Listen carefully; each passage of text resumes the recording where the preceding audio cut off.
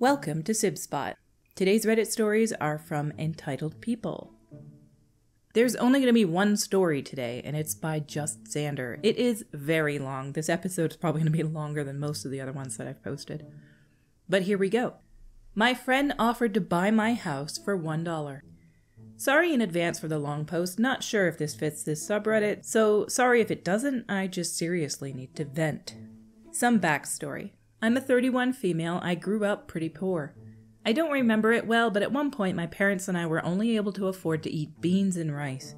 My parents have since been able to pull out of poverty, and while they aren't rich, they are comfortable. And I've used a lot of what I experienced as a kid as motivation to be super careful with my money. I got a job in high school, worked odd jobs on the side, saved up every penny, rode my bike everywhere instead of driving and paying for gas. And by the time I moved out of my parents' place, I had a little over $17,000 in my savings. I don't have that much tucked away anymore, but I have investments and emergency funds. Take my family's finances incredibly seriously, as I never want my children to experience what I did as a kid.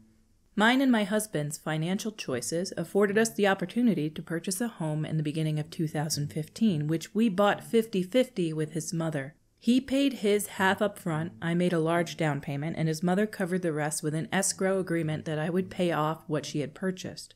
I have since completely paid my half, and the house is fully owned by myself and my husband. It's a 4-bedroom, 1.5 bath, 2-story home with a finished basement, attached 2-car garage on a double lot. We got the house for an absolute steal at only $118,000 for sale by owners. Since purchasing, we have installed a fence, updated the oven, washer and dryer, water heater, furnace, and paid for materials to have all the interior rooms repainted. The only updates it needs are purely cosmetic, as the exterior paint is an ugly brown pink color, which we have started repainting and need to finish. The hardwood floors have some distortion due to it being a 100-plus-year-old house, and us having dogs when we lived there, and the bathroom could use an update, but structurally speaking, doesn't need one. Needless to say, on a scale of 1 to 5, with 1 being, tear down the house and start over, and 5 being, it's ready to put on the market to sell for $300K today, the house is sitting at a 3.5 or 4. Backstory complete, let's get into what has become my biggest headache for the past 4 years. I have a friend, let's call her Carly, who's 27 female, who had an incredibly similar experience to me growing up, but struggles with finances and has never seemed to get the hang of keeping any sort of savings over $50 at a time. I'm not sure if it's lack of self-control or that she's simply too focused in the moment when she gets paid and doesn't seem to think in the long term, but she consistently makes her lack of funds everyone else's problem. I don't blame her for having issues with money, as learning to create a budget isn't exactly taught in school, and it took me years to find a healthy balance, and the freedom of being able to buy whatever you want with no restrictions is super tempting. But at some point you have to learn to take responsibility. During the course of our friendship, I have helped her build countless budgets passed off as my own. I made roughly the same amount of money as her. But each time, they failed, for whatever reason. We tried different ways to trick her brain into realizing that the money sitting in her account wasn't to be touched, as everything needed to be used for bills, etc., and each time she would wind up still using every penny. It finally came to the point where I refused to help her with her budget anymore because she never listens to my advice, and when I pointed out the easiest and fastest method to get her spending under control was to get a payee, she said she didn't need to be treated like a child who receives an allowance. Fair enough. I washed my hands of that topic. Carly moved out of her mom's house a little over 6 years ago and into a mutual friend's place. Let's call her Tia, a 27 female.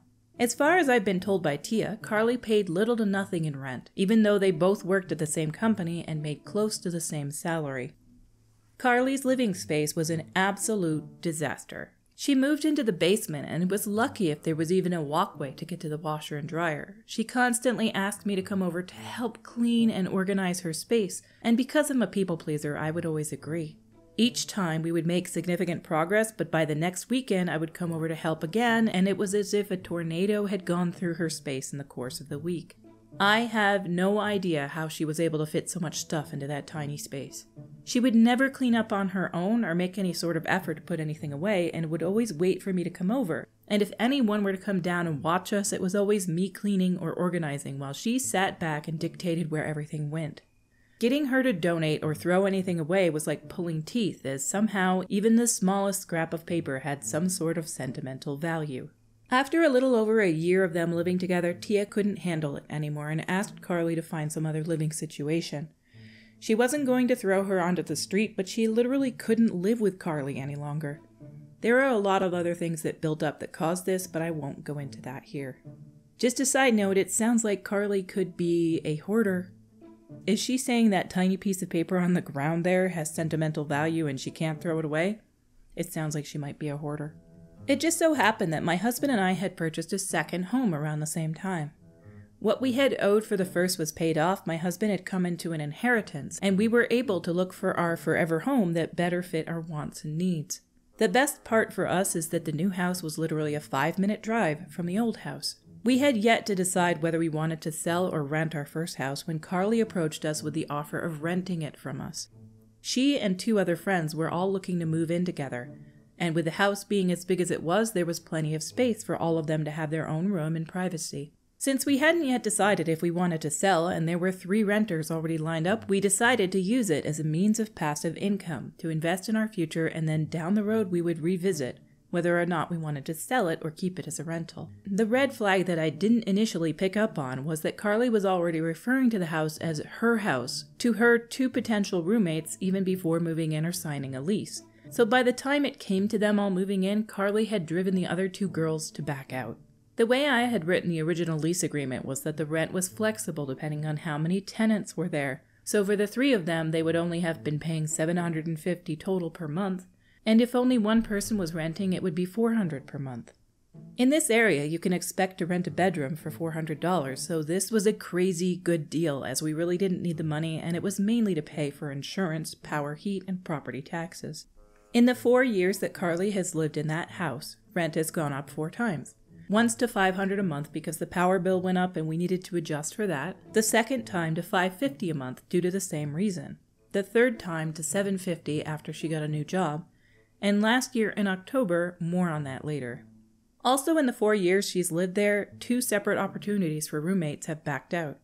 Each time was because she was setting the rules and referring to the property as her house, despite having zero claim to it and the fact that each person would have their own lease agreement.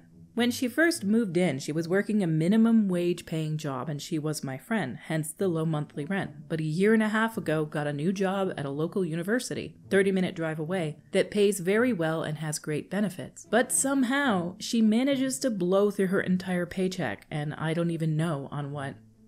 Also, during the course of these past 4 years, she wound up owing me $750 in back rent as she was repeatedly unable to pay me the full monthly amount due to repeated miscalculations in her budget and overspending on garbage, which she then stuffed into mine and my husband's property. My husband and I realized after a couple of years of being landlords that we aren't cut out for it. We have too much on our own plates and have no time for upkeep, and Carly wasn't holding her end of the rental agreement, which she had signed. We talked about it and settled on the decision to sell, but we of course didn't want to throw Carly onto the street and informed her of our plan. She proposed to buy it from us and started going through the route of getting a loan. During this process, she realized that the house wasn't what she wanted. She wanted land and the house itself was far too big for her.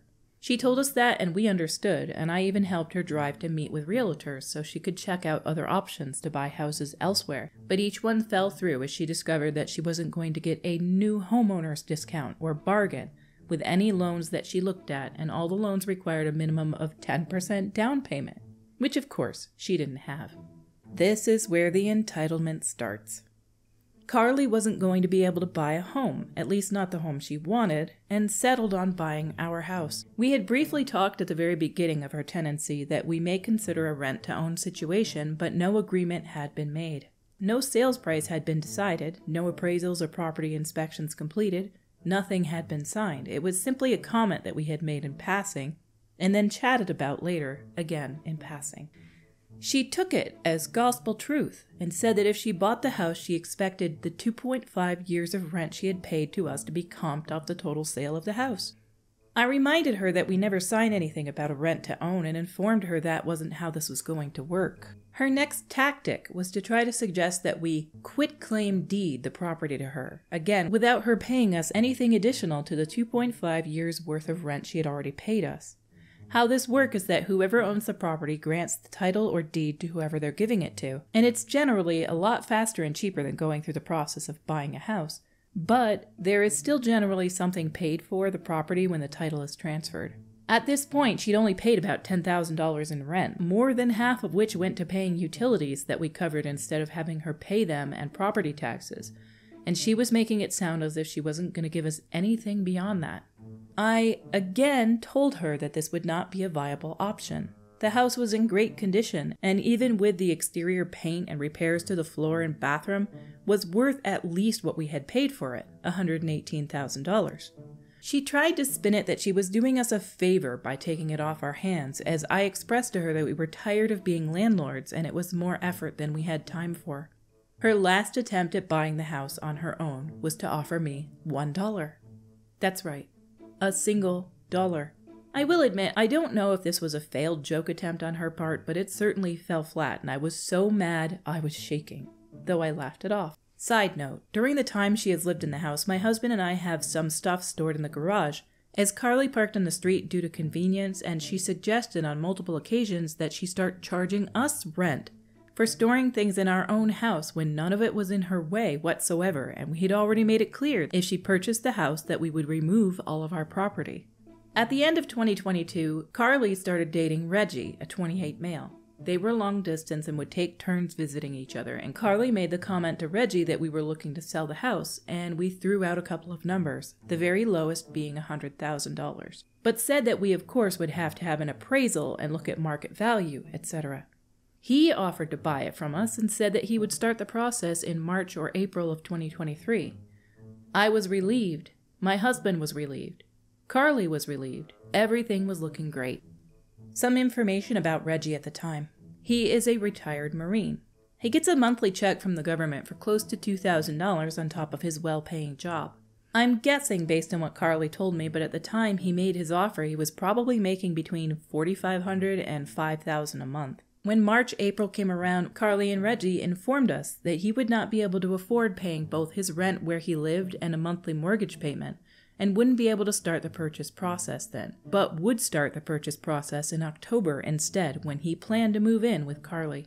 Before Reggie moved in, an ex-friend offered to rent a room in the house from Carly and pay her, despite subletting being clearly stated in the lease agreement as prohibited. Carly so generously offered to pay us some of the amount she was paid. The agreement fell through and the friend did not stay in the room.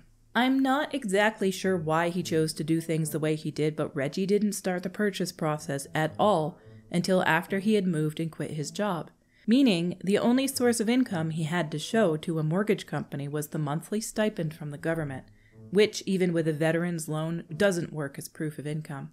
When he moved in, rent increased to $1,000 a month, which is still undervalued for the size of the home, and a brand new rental agreement was written and signed stating that if they had not started the buying process to purchase the house from us by mid-April of 2024, that we would not be renewing the lease, nor would we work with them on a month-to-month rental option, as myself and my husband are completely and totally over this mess. We also stated in the rental agreement that we were not going to list the house for sale as a sign of good faith, to allow Reggie and Carly first choice on the house to buy it. Here's a rapid-fire list of things that happened since October. Reggie paid the $750 that Carly owed to me in back rent. Carly and Reggie informed us at some point, either late November or early December, that they would not be buying the house as the repairs required amounted to more than $50,000. I don't know where they got this number, as I have budgeted on multiple occasions to redo the flooring, and it would be less than $15,000 to redo the entire house. Nor would repainting cost more than a few thousand, or the bathroom remodel, as they intended to do the work themselves. We repaired the major damage in the bathroom recently for less than $500. They could not acquire rental housing due to them having 3 cats and will indeed be staying in the house. We informed them that we are not renewing the lease and reiterated our reasoning. I made the mistake of telling Carly what we owed on our mortgage, and they turned around and offered us $50,000 to buy the house from us, less than a third the market value of the house, if we sold it as is. We politely declined and then promptly went home and screamed into pillows. They have repeatedly told Tia that they are desperate for money to the point of debating setting up a GoFundMe, All the while, Carly has gotten 2 brand new tattoos in the past year and has an international trip she has paid for in full that she's going on at the end of March. And Reggie still has not acquired even a part-time job. We emergency installed a water heater that Reggie paid for, and I will have fully paid back by the end of March. Carly quit her job, and now the only income they will have at the end of this week is Reggie's military stipend. Carly nonchalantly stated that we would have to renegotiate rent for this month and next month. There will be no negotiations. She made a bad decision and will have to live with the consequences of her actions. The most recent thing she did was text me 2 days ago asking if she could pay me in food for this month's rent. Knowing her, the amount she will pay will amount to only a couple meals, maybe $75 in groceries instead of the roughly $500 that they will owe us. I owe Reggie roughly $500 left to pay off the last bit of the water heater. I jokingly answer that the electricity insurance companies don't accept food as a payment, so neither can I. She then offered to pay me what it would cost to pay these expenses, and then the rest she would pay in food. I have not responded. It's been a day and a half. They will pay me in cash and nothing else. I'm done. No discussion. My warning to all of you, don't mix business and friends without getting to know said friends very well first. If I had known what I would be walking into, I never would have allowed her to move in. Wise words at the end. You made a poor choice by letting her move in to begin with, which makes me wonder, you seem to know some of her history. There's like backstory at the start talking about her. Did you find all of that out after she'd been there for a while? Because that's what it sounds like. There's no way you would see all these red flags at the start and then let her move in. That just doesn't make sense. It had to be you learned all this stuff after she was there and took advantage of you.